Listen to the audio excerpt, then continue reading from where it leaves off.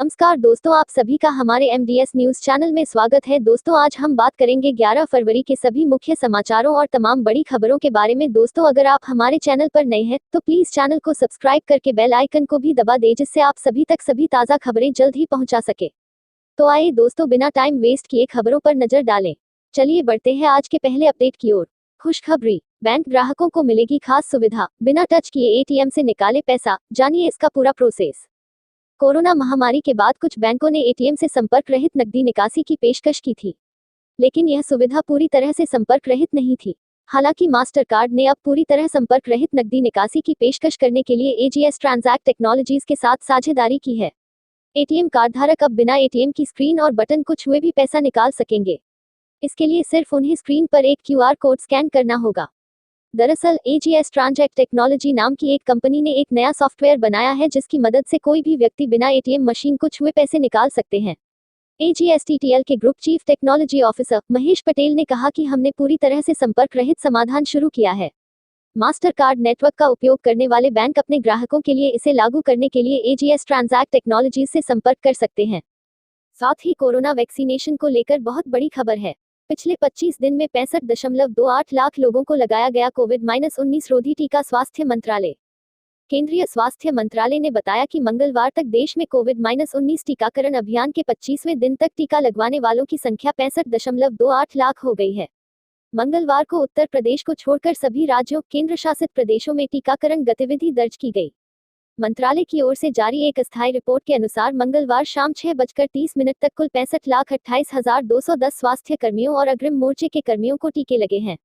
इनमें से 55,85,043 स्वास्थ्य कर्मी हैं और 9,43,167 अग्रिम मोर्चे के कर्मी हैं। अब तक कुल 1,34,616 टीकाकरण सत्रों का आयोजन हुआ है। मंगलवार को शाम 6:30 तक 7,860 सत्रों का आयोजन हुआ। स्वास्थ्य मंत्रालय ने बताया कि भारत सबसे तेज गति से सिर्फ 24 दिनों में 60 लाख लाभार्थियों को टीका लगाने वाला देश बन गया। चलिए दोस्तों, बढ़ते हैं अगले एक बहुत बड़े अपडेट की ओर। होप मार्स मिशन, यूएई के लिए ऐतिहासिक दिन। लाल ग्रह की कक्षा में पहुंचा अंतरिक्ष मिशन होप। मंगल ग्रह के लिए संयुक्त अरब अमीरात यूएई का अंतरिक्ष मिशन होप मंगलवार को सफलतापूर्वक लाल ग्रह की कक्षा में प्रवेश कर गया। पिछले साल 20 जुलाई को दक्षिणी जापान में तनेगाशिमा अंतरिक्ष केंद्र से H2A नाम के रॉकेट के जरिए इसे मंगल ग्रह के लिए भेजा गया था। यह मंगल ग्रह के लिए रवाना हुआ किसी अरब देश का पहला अंतरिक्ष मिशन भी है। यूएई के मंगलयान का नाम अरबी में अमल है, जिसे हिंदी में उम्मीद और अंग्रेजी में होप कहते हैं। मंगल पर पहुंचने के बाद होप मंगल ग्रह के मौसम और जलवायु का अध्ययन करेगा। खास बात यह है कि यह यान मंगल ग्रह के निचले वातावरण को मापने के लिए एक स्पेक्ट्रोमीटर से लैस है। यहां पहुंचने के बाद यह पूरे मार्टियन वर्ष या 687 दिनों के लिए मंगल ग्रह का चक्कर लगाएगा। मंगल मिशन का उद्देश्य लाल ग्रह के वातावरण में मौसम की गतिशीलता पर एक विस्तृत ब्यौरा देना है। यूएई चाहता है कि यह परियोजना अरब युवाओं के लिए प्रेरणा स्रोत के रूप में काम करे। इसी के साथ में कोरोना वायरस को लेकर बहुत बड़ी खबर सामने आई है। कोरोना वायरस नया वेरिएंट आने के बाद दूसरी बार संक्रमण के मामलों में बढ़ोतरी। वैज्ञानिकों ने जताई ये बड़ी आशंका। कोविड-19 का शिकार होना कोरोना वायरस के नए वेरिएंट से दोबारा संक्रमित होने के खिलाफ सुरक्षा नहीं दे सकता। नए रिसर्च में बताया गया है कि कमजोर इम्यून सिस्टम होने के साथ कोरोना वायरस की पुरानी किस्मों से दूसरी बार भी संक्रमित होने की आशंका है। कोविड-19 से रिकवर हो चुके लोगों में बीमारी के खिलाफ इम्यूनिटी कब तक रहती है, महामारी के दौरान ये एक बड़ा सवाल है। एक बार का संक्रमण कोरोना वायरस से सुरक्षा के लिए है पर्याप्त। वैज्ञानिक अभी भी मानते हैं कि एक शख्स का दूसरी बार वायरस की चपेट में आने की संभावना बहुत कम है और आमतौर से दूसरी बार संक्रमण की गंभीरता पहले के मुकाबले कम होती है। लेकिन हाल के दिनों में सामने आए कुछ मामलों ने चिंता को बढ़ा दिया है। दक्षिण अफ्रीका में प्रायोगिक वैक्सीन के मानव परीक्षण के दौरान पता चला कि 2% लोग नई किस्म से संक्रमित हुए, जबकि ये लोग पहले भी वायरस की पुरानी किस्म से संक्रमित हो चुके थे। ब्राजील में भी वायरस की नई किस्म से दूसरी बार बीमार पड़ने के कई मामले सामने आ चुके हैं। अमेरिका के आइशन स्कूल ऑफ मेडिसिन के रिसर्च में खुलासा हुआ कि 10% नौसेना के अभ्यर्थियों में संक्रमण के सबूत मिले थे और ट्रेनिंग शुरू होने से पहले नेगेटिव पाए जाने के बावजूद बाद में दूसरी बार संक्रमित पाए गए। शोधकर्ताओं का कहना है कि रिसर्च को कोरोना वायरस की नई किस्म के उजागर होने से पहले पूरा कर लिया गया था। इसी के साथ एक बहुत ही बड़ी खबर सामने आई है। सरकार के आदेश पर ट्विटर का जवाब। 1178 में से 500 अकाउंट्स हमेशा के लिए किए बंद। भारत सरकार की चेतावनी के जवाब में माइक्रो ब्लॉगिंग साइट ट्विटर ने आज बताया कि उसने नियमों का उल्लंघन करने वाले 500 अकाउंट हमेशा के लिए बंद कर दिया है। इसके साथ ही विवादित हैशटैग को लेकर भी कार्रवाई की गई है। भारत सरकार ने माइक्रो ब्लॉगिंग साइट ट्विटर को 1178 अकाउंट को बंद करने के लिए कहा था। सरकार का कहना था कि इन अकाउंट के पीछे खालिस्तान समर्थकों और पाकिस्तान का हाथ है। इसके साथ ही सरकार ने कहा था कि यह अकाउंट किसान आंदोलन के नाम पर गलत जानकारी फैला रहे हैं और भड़काऊ सामग्री पोस्ट कर रहे हैं। भारत सरकार के आदेश के बाद अब ट्विटर ने आज बयान जारी कर कहा कि उनसे इन अकाउंट में से कुछ को बंद किया है। 26 जनवरी के दिन ट्रैक्टर परेड के दौरान हुई हिंसा पर भी ट्विटर ने अपनी बात रखी है। ट्विटर की ओर से कहा गया कि 26 जनवरी पर दिल्ली में हिंसा के बाद नियमों का उल्लंघन करने वाली और माहौल बिगाड़ने वाले कंटेंट को हटाया गया। इसके साथ ही 500 अकाउंट हमेशा के लिए बंद किए गए। साथ ही 26 जनवरी को हुई हिंसा को लेकर बड़ी खबर है। ब्रेकिंग न्यूज, दिल्ली में 26 जनवरी को हुई हिंसा का आरोपी इकबाल सिंह गिरफ्तार, 50,000 का था इनाम। केंद्र द्वारा पास किए गए 3 कृषि कानूनों के खिलाफ 26 जनवरी को ट्रैक्टर रैली के दौरान हुई हिंसा और लाल किले पर एक धार्मिक ध्वज फहराए जाने के मामले में एक और गिरफ्तारी हुई है। दिल्ली पुलिस ने यह जानकारी दी है कि इकबाल सिंह को स्पेशल सेल ने मंगलवार रात होशियारपुर, पंजाब से गिरफ्तार किया। उसकी गिरफ्तारी पर 50,000 रुपये का इनाम रखा गया था। किसानों ने इस साल गणतंत्र दिवस के मौके पर ट्रैक्टर रैली निकाली थी, जिसका कुछ हिस्सा गलत रूट पर चला गया और फिर लाल किले पर लोगों की भीड़ ने एक धार्मिक ध्वज फहरा दिया। इससे पहले दिल्ली पुलिस ने बुराड़ी में गणतंत्र दिवस के दिन हुई हिंसा के मामले में 5 और लोगों को गिरफ्तार किया था। अधिकारियों ने बताया था कि सुरजीत उर्फ दीपू 26, सतवीर सिंह उर्फ सचिन 32, संदीप सिंह 30, देवेंद्र सिंह 35 और रवि कुमार 24 को गिरफ्तार किया जा चुका है। पुलिस के अनुसार इनमें से 3 नेहरू विहार और 2 रोहिणी के रहने वाले हैं।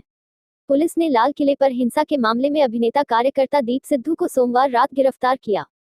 गौरतलब है कि 26 जनवरी को हजारों की संख्या में आईटीओ पहुंचे प्रदर्शनकारियों की पुलिसकर्मियों के साथ झड़पें हुई थी। गोल्ड एंड सिल्वर प्राइस को लेकर बड़ी खबर सामने आई है। गोल्ड प्राइस अपडेट, सोना खरीदार सावधान, अभी इतने गिरेंगे दाम। यहाँ जाने ताजा भाव। लगातार गिरावट के बाद फरवरी महीने के दूसरे कारोबारी हफ्ते में सोने की कीमत में थोड़ी तेजी देखी जा रहा है। इस हफ्ते को तीसरे कारोबारी दिन आज सुबह बाजार खुलने पर सोने के भाव थोड़े चढ़ते दिख रहे हैं। पिछले कुछ समय से शेयर बाजारों में तेजी के साथ देश में सोने के भाव में लगातार नरमी का रुख देखी जा रही है। पिछले करीब एक माह में सोने के भाव में 2000 से 2500 रुपये प्रति 10 ग्राम की कमी आई है। दरअसल केंद्र सरकार ने जब से बजट में सोने और चांदी पर कस्टम ड्यूटी घटाने का ऐलान किया है, तब से सोने की चमक लगातार फीकी पड़ती दिख रही है। बजट पेश होने के बाद 1 फरवरी से देश में सोने की कीमत में 5% तक की कमी आ चुकी है। मंगलवार को सोना करीब 500 रुपये की तेजी के साथ 48,045 रुपये तक पहुंच गया। वहीं सोमवार को सोने की कीमत 94 रुपये की तेजी देखी गई। सोमवार को सोने की कीमत 46,877 रुपये प्रति 10 ग्राम के भाव पर हुई। पिछले शुक्रवार को सोने का बंद भाव 48,844 रुपये प्रति 10 ग्राम था, जबकि इस हफ्ते शुक्रवार को यह 46,738 रुपये रह गया। इस तरह पूरे हफ्ते इसमें 2,106 रुपये की गिरावट आई। इस तरह पूरे हफ्ते में सोने की कीमत में तकरीबन 2,100 रुपये की गिरावट आई है। अगर सोने के ऑल टाइम हाई रेट से तुलना करें तो गोल्ड 9,120 रुपये प्रति 10 ग्राम तक सस्ता हो चुका है। पिछले साल अगस्त में सोना 56,200 रुपये के भाव तक पहुंच गया था। पेट्रोल डीजल की प्राइस को लेकर भी बदलाव आया है। लगातार दूसरे दिन बढ़े पेट्रोल और डीजल के दाम, देखे प्रमुख शहरों के रेट। पेट्रोल और डीजल के दाम में बुधवार को फिर लगातार दूसरे दिन वृद्धि दर्ज की गई। दिल्ली में पेट्रोल 87.60 रुपये प्रति लीटर, जबकि मुंबई में 94.12 रुपये प्रति लीटर हो गया है। उधर अंतर्राष्ट्रीय बाजार में कच्चे तेल में लगातार 8 सत्रों की तेजी के बाद गिरावट आई है। हालांकि बेंचमार्क कच्चा तेल ब्रेंट क्रूड $61 प्रति बैरल के ऊपर बना हुआ है। तेल विपणन कंपनियों ने बुधवार को पेट्रोल का भाव दिल्ली में 30 पैसे, कोलकाता और मुंबई में 29 पैसे और चेन्नई में 26 पैसे प्रति लीटर की वृद्धि की। वहीं डीजल के दाम में दिल्ली और कोलकाता में 25 पैसे, मुंबई में 27 पैसे और चेन्नई में 24 पैसे प्रति लीटर बढ़ोतरी हुई है। इंडियन ऑयल की वेबसाइट के अनुसार दिल्ली, कोलकाता, मुंबई और चेन्नई में पेट्रोल का भाव बढ़कर क्रमशः 87.60 रुपये, 88.92 रुपये, 94.12 रुपये और 89.96 रुपये प्रति लीटर हो गया है। डीजल की कीमतें भी दिल्ली, कोलकाता, मुंबई और चेन्नई में बढ़कर क्रमशः 77.73 रुपये, 81.31 रुपये, 84.63 रुपये और 82.90 रुपये प्रति लीटर हो गई है। इसी के साथ में एक बहुत महत्वपूर्ण खबर सामने आई है। उत्तराखंड आपदा, टनल के अंदर से कीचड़ और पानी तेजी से आ रहा है बाहर, बचाव कार्य में दिक्कत। उत्तराखंड के चमोली में ग्लेशियर फटने के बाद पिछले 4 दिन से राहत और बचाव कार्य जारी है। हालांकि अभी तक 32 शव बरामद कर लिए गए हैं और 200 से अधिक लोग लापता बताए जा रहे हैं। तपोवन सुरंग के अंदर लोगों के फंसे हैं, जिनको निकालने के लिए दिन रात काम किया जा रही है। हालांकि अब खबर आ रही है कि सुरंग को काफी दूर तक साफ कर लिया गया है, लेकिन अब यहां से मलबा और पानी तेजी से बाहर आ रहा है, जिससे बचाव दल को दिक्कत आ रही है। मिली जानकारी के अनुसार आईटीबीपी, एनडीआरएफ, एसडीआरएफ और अन्य एजेंसियों की एक संयुक्त टीम ने आज सुबह तपोवन सुरंग में प्रवेश किया। सुरंग अभी भी लगभग 120 मीटर तक साफ की जानी बाकी है, लेकिन सुरंग के अंदर से मिट्टी का मलबा और पानी अधिक तेजी से बाहर आ रहा है, जिससे आगे का रास्ता बचाव दल के लिए मुश्किल हो रहा है। उत्तराखंड डीजीपी अशोक कुमार एल ने कहा कि बचाव अभियान में ज्यादा प्रगति नहीं है। हमने 32 शव बरामद किए हैं, 8 की पहचान की है और 24 अज्ञात हैं। बचाव दल ने 2 उत्तराखंड पुलिस कर्मियों के शव भी बरामद किए। लापता और मृत लोगों की सही संख्या की पुष्टि नहीं कर सकते हैं, लेकिन यह 192 और 204 के बीच है। चलिए बढ़ते हैं आज के आखिरी अपडेट की ओर। अब पेटीएम से कर सकते हैं घर के किराए का भुगतान, मिलेगा 1000 रुपये का कैशबैक। भारत के leading digital financial services payment platform Paytm ने घोषणा की है कि वह रेंट पेमेंट सुविधा का विस्तार करने जा रहा है। इसके लिए पेटीएम ने अपने प्लेटफॉर्म पर एक ऐसा फीचर ऐड किया है जिससे किराए पर रहने वाले लोग आसानी से अपने घर किराए का भुगतान कर सकेंगे। क्रेडिट कार्ड से किराए का भुगतान करने पर पैसा फौरन मकान मालिक के बैंक खाते में पहुंच जाएगा। इतना ही नहीं, कंपनी ने क्रेडिट कार्ड से घर के किराए के भुगतान पर 1000 रुपये के कैशबैक की घोषणा भी की है। यानी हर ट्रांजैक्शन पर कैशबैक के अलावा यूजर्स इससे क्रेडिट कार्ड के पॉइंट्स भी जमा कर सकते हैं। इस तरह करें भुगतान। पेटीएम ने बयान जारी कर कहा है कि मकान मालिक को क्रेडिट कार्ड से किराए के भुगतान के लिए यूजर्स को पेटीएम की होम स्क्रीन पर रिचार्ज एंड पे बिल्स सेक्शन में जाना होगा। यहाँ रेंट पेमेंट ऑप्शन को सेलेक्ट करें और इसके बाद अपने मंथली रेंट को ट्रांसफर करने के बाकी के स्टेप्स को पूरा करें। यूजर्स अपने क्रेडिट कार्ड से सीधे मकान मालिक के बैंक अकाउंट में रेंट ट्रांसफर कर सकते हैं।